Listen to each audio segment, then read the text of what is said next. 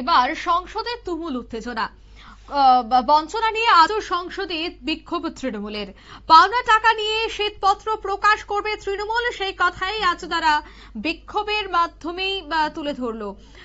মোদী সরকারের উপর সংসদে ফের চাপ বাড়ালো এবার তৃণমূল। কি বলছেন এই বিষয়ে সেখানকার সাংসদরা এবং কি অভিযোগ তাদের, তা তো অবশ্যই রয়েছে, তবে তৃণমূল সাংসদের বক্তব্য আমরা একবার শোনাবো আপনাকে। National General Secretary of AITC Abhishek Banerjee threw a challenge at Modi ji and Amit Shah to release a white paper on what are the allocations made to Bengal.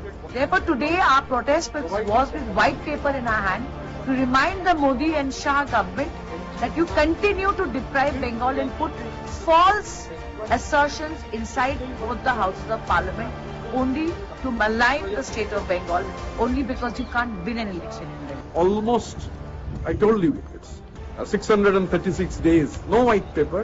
The government, the BJP government, the union government is in a complete denial mode, depriving Bengal of its rightful dues, depriving the people of Bengal in every possible manner.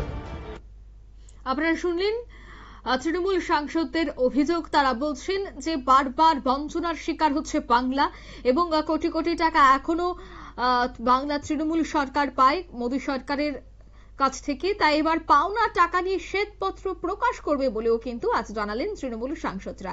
সে বিষয়ে বিস্তারিত জানবো। Telephone লাইনে যুক্ত হয়ে গেছে প্রতিনিধি শেখ মনিরুল। মনিরুল, আমরা প্রতিদিন দেখতে পাচ্ছি তৃণমূলের পক্ষ থেকে বিক্ষোভ করা হচ্ছে একাধিক ইস্যুতে, এবং তার মধ্যে একটি অন্যতম ইস্যু হচ্ছে যে পাওনা টাকা অর্থাৎ বকেয়া টাকা মিটিয়ে দেওয়া। এই অভিযোগে প্রথম দিন থেকে এখনো পর্যন্ত সংসদ উত্তাল রয়েছে। কি আপডেট পাচ্ছ? প্রত্যেকদিনই তৃণমূল কংগ্রেসের সাংসদরা সংসদ কক্ষের বাইরে বিক্ষোভ দেখাচ্ছে। আজও তার ব্যতিক্রম হয়নি, আজও তারা বিক্ষোভ দেখিয়েছে। তৃণমূল কংগ্রেসের যে অভিযোগ, প্রায় কেন্দ্রীয় সরকারের কাছ থেকে বিভিন্ন খাতে 2,00,000 কোটি টাকা তারা পায়। এই পাওনা যে টাকা, সেই পাওনা টাকা তাদের কে দেওয়া উচিত।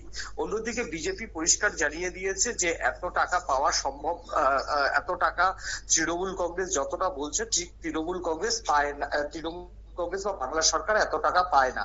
উল্টে বিজেপির পক্ষ থেকে গতকাল সংসদে দাঁড়িয়ে দুই মন্ত্রী তারা বলেছেন যে কোন খাতে বাংলাকে লাস্ট 5 বছরে কত টাকা দেওয়া হয়েছে সেটা রাজ্যসভায় দাঁড়িয়ে তোমার হচ্ছে পঞ্চায়েত মন্ত্রী তিনি যেমন বলেছেন, অন্যদিকে আরবান মিনিস্টার তিনিও বলেছেন।